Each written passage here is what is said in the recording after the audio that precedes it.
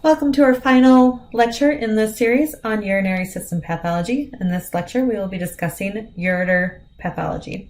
For ureter pathology, again, we only have a handful. Ultrasound is not very good at seeing a lot of things that are wrong with the ureters. That's going to be better left for fluoroscopy or for direct visualization. So a stricture refers to some sort of narrowing, and a ureter is able to become narrowed, and it can become narrowed due to a variety of things.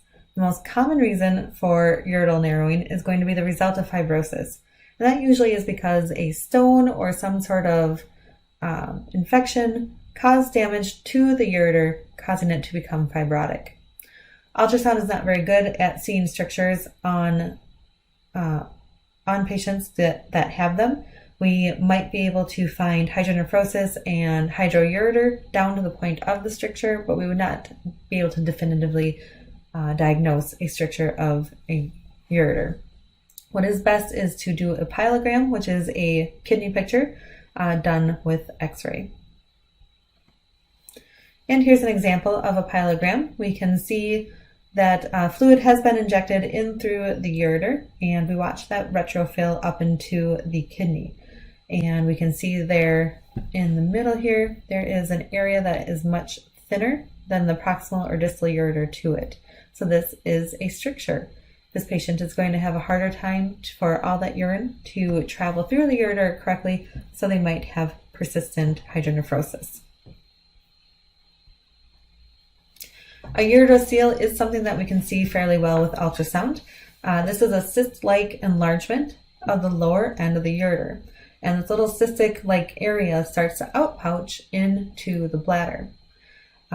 With this kind of outpouching, it causes the ureter to become a little bit narrow at the insertion point of the bladder, and therefore we start to see hydroureter and hydronephrosis.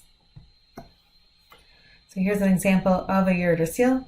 Again, it's like a little cyst that sits within the bladder, right at the area that we would expect the ureter to insert.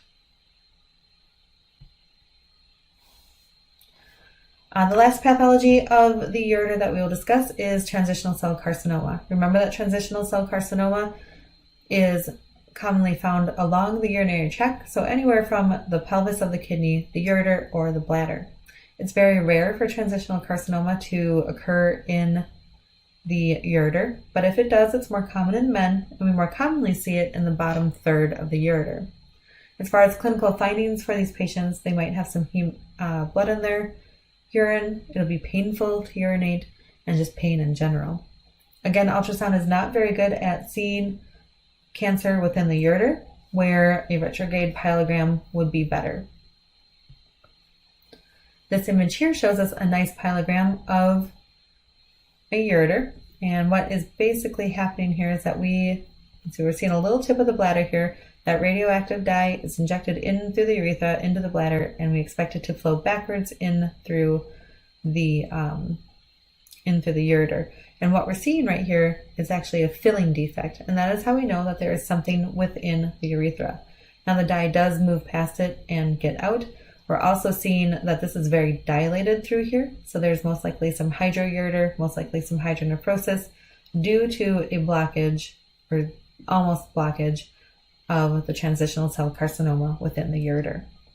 And with that, that finishes up our urinary system pathology lecture series. Thank you for watching.